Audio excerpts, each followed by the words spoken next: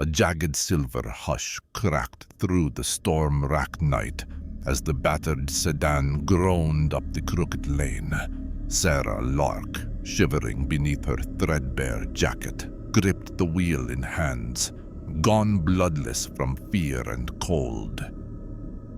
Headlights flickered over the broken sign. Tom Agatha's, half submerged beneath moss and lichen, the rest scored deeply as if by talons. Rain slammed the windshield. Sarah squinted ahead, breath fogging the glass in frantic pulses, heart thundering beneath her ribs. In the back seat, her 8-year-old son Toby whimpered, his small, pale fists scrubbing tears from anxious cheeks. Next to him, the silence of her estranged sister Mara pressed against the darkness, dense as the secrets that had sledgehammered them together this night. The church emerged from shadows, a crumbling hulk rising from mud and shattered stone, every window blacked by tar or time.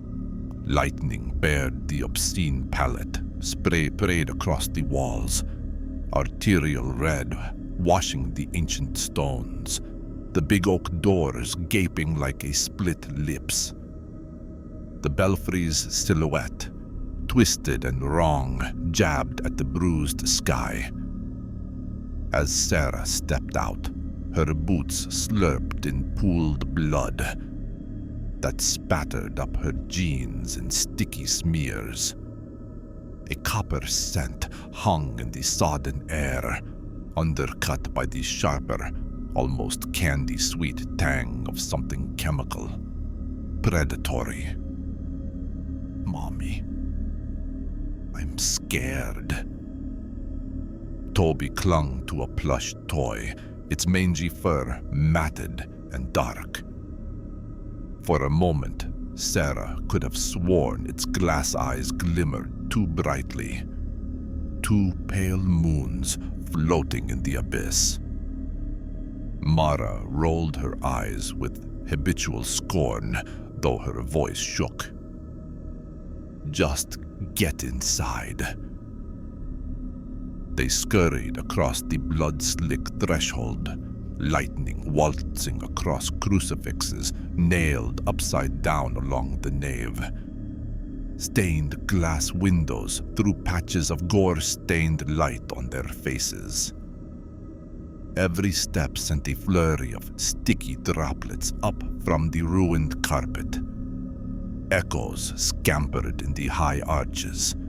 Whimpers, mutters, the relentless plink of droplets falling from the leaky, blackened ceiling. Sarah's foot caught on something soft. She lurched, glancing down, a child's teddy bear, face down in a thick pool, stuffing poking out where a limb was crudely ripped away. Not Toby's. This one was purple, its fur caked with rusty flakes. She shuddered as an unplaceable, cloying sweetness filled her nostrils. Cyanide, almonds, and rot. She pushed Toby behind her, heart stammering, a shuddering breath. Let's get somewhere safe. The confessional, maybe, close quarters.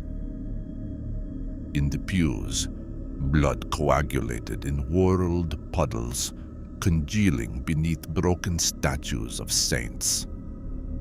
The air prickled with despair. The walls themselves seemed to bleed. Beneath the relentless rain's drum, other noises tickled. The swoosh of plush sliding over stone, the gnarl of hidden things searching, hungering. As they hurried toward the confessional, Sarah caught a flash of something. Fur patchwork and dingy, scraping along the shadows beside the altar. A tiny shape, humped and wrong, dragging what looked like a severed child's arm gripped in its mouth. Mara shrieked. The flash vanished. Toby pressed his beer tighter to his chest, but Sarah wrenched it away, flinging it down. No, not in here. The toy tumbled end over end, landing beside the velvet curtain of the confessional as the rain battered the world beyond. Inside was darker, tighter, the scent unbearable, iron, incense, something chemical. Through the ornate wooden screen, Sarah glimpsed the opposite booth. "We have to stay quiet," she mouthed. But Toby's eyes were huge, fixed not on her, but on the shadows behind. A scritch, soft, like tiny claws dragging themselves along the lacquered wood. Mara hissed, "That bear. Did you see what it carried?" Sarah nodded, bile burning her throat. "We just need until morning, then out." But the words rang hollow, some primal certainty rooted inside. They were not alone, and the thing out there did not sleep. A child's giggle echoed, warped by the high, peeling vault. Another bear. Or something else altogether. The hours stretched. Something dragged itself up and down the aisles. Now and then Sarah glimpsed it through the broken slats. A bear-sized shape. Its fur gaped in ragged flaps, black stitches crawling like ticks across frayed seams. On the stained carpeting, it left sticky trails, dark and alive. Toby clung to her, feverish. Somewhere, organ pipes rattled without wind. From the darkness, a voice whispered, timeless and hollow, sliding beneath her skin. "How much guilt weighs that heart of yours, Sarah Lark?" She sucked air into trembling lungs. She could not imagine what it wanted here. But as they pressed deeper into the confessional's shadow, a cold, gloved paw curled around the curtain. The thing's muzzle, button eyes dripping with something oily, peered in. Mara snapped, "Sarah, do something!" Sarah lunged, the wooden door slamming on the thing's paw, but the bear did not yelp, only grinned wider. Its mouth split open, revealing slick pink lining, rows of dulled, human teeth stitched into a madman's smile. It spoke then, in a voice like plush padding torn apart. "Have you sinned, child? What limb would you pay to keep your soul?" It slithered inside, impossibly flexible, patches of fur writhing like maggots as the scent of almonds grew suffocating. Mara, stammering, scrambled up and threw herself at the door. Sarah pressed Toby behind her, heart thundering.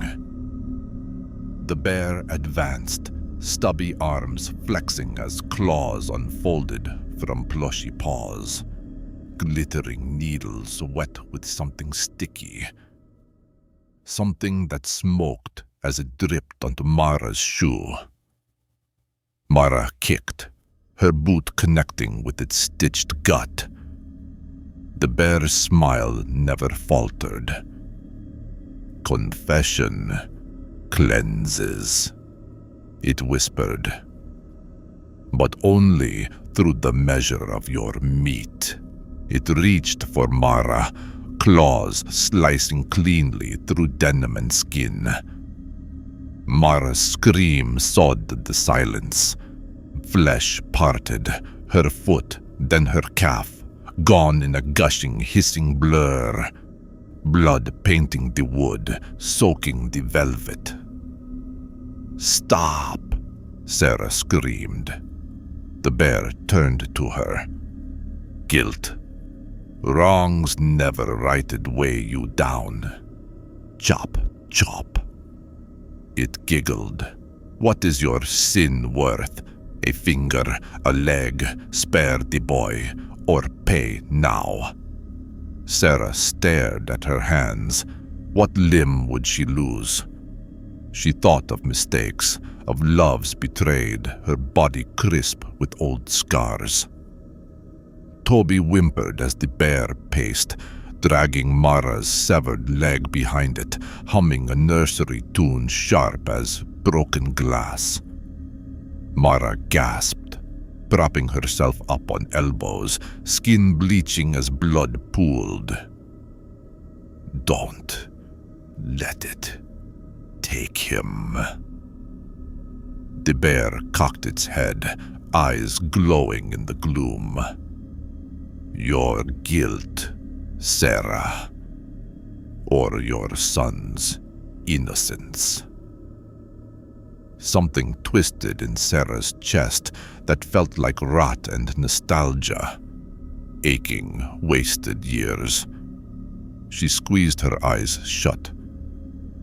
"Take my hand, my right hand. I lied. I left people behind. I'm sorry." The bear's claws flicked out, a staccato whir. Pain, white-hot, slashed through her wrist as her hand tumbled to the sticky floor. Blood gushed, then slowed, coagulating instantly, as though the bear's poison stilled her veins. The pain carved her mind red, but Sarah forced herself upright. The bear purred. A limb given. A weight lifted. But is it enough?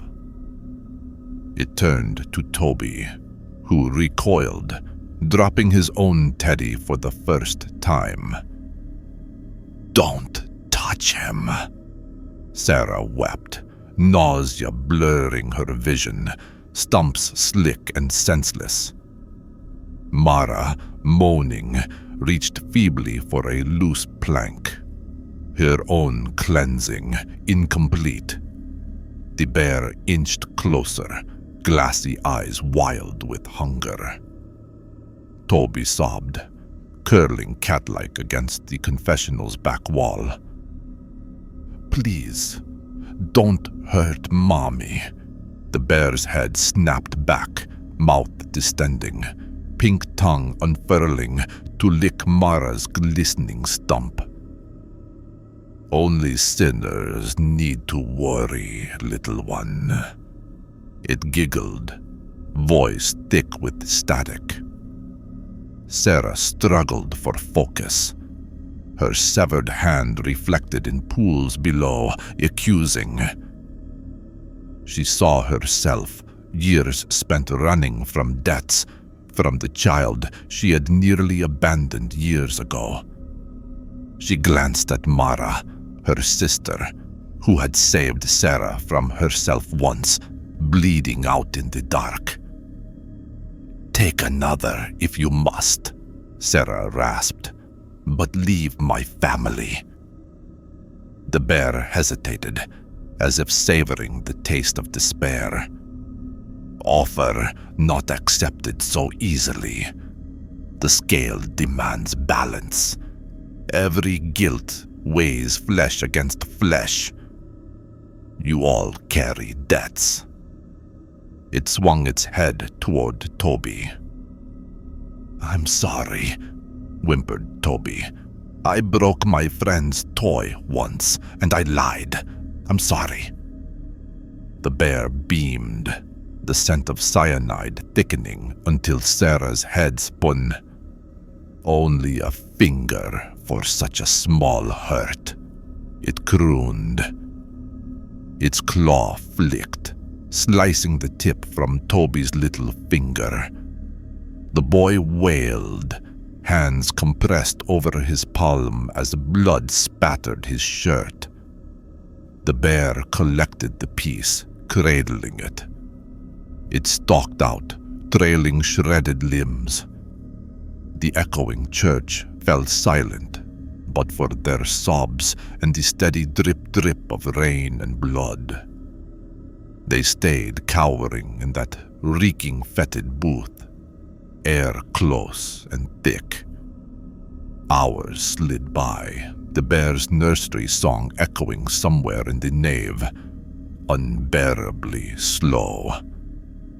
Sarah's thoughts spun out, limb by limb, guilt by guilt.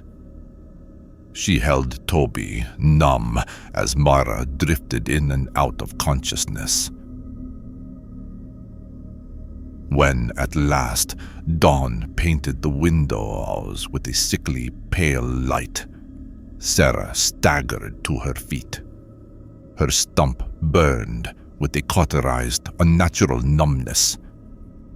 The gore-slick world beyond the confessional smelled of copper and almonds, but the bear was gone, its crimson trail winding into the crypt's dark mouth. They limped from the booth, Sarah clutching her wound, Mara hobbling on what was left of her ruined leg, Toby swaddled in his mother's arms. The church looked stripped of any lingering holiness, blood glinting on the altar, pews toppled like snap ribs. On the floor, ragdoll heaps, dozens, maybe hundreds, of teddy bears, some with teeth and claws, some grinning, all caked with blood and human remains. Each bore names pinned to their bellies: sinners, saints, children, mothers. On the altar, someone had scrawled in dark, oozing letters, "Every sin finds its flesh." They fled into the limp, gray dawn. Wind staggered the church bells to fitful, arrhythmic tolls. As Sarah half-dragged her sister to the ruined road, she fought back sobs, her stump a testament she would wear forever. Guilt and sacrifice fused in severed flesh. Toby stared at his missing fingertip with mute horror. Behind them, the church brooded, silent now, save for occasional tinny giggles threading the fractured air. Sarah bundled Toby into her arms, blood from both of them mixing. Mara, pale and trembling, clung to her for the first time in years. They walked, foot by agonizing foot, searching for help or absolution in the indifferent morning. But the taste of almonds lingered in Sarah's nose. The faint hum of childlike laughter tickled her ears. She knew, with a cold, unshakable clarity, that every step further from that blood-drenched threshold stitched a new debt into her soul. In every shadow, She saw the flicker of plush fur, glass eyes promising another reckoning. As the sun rose sluggishly beyond the trees, Sarah cradled her maimed hand and whispered a prayer, not for forgiveness, but for warning. Because she finally understood. In this world or the next, every sin is weighed in flesh, and morality is measured in what we let the bear take. And some debts, she knew now, could never truly be paid.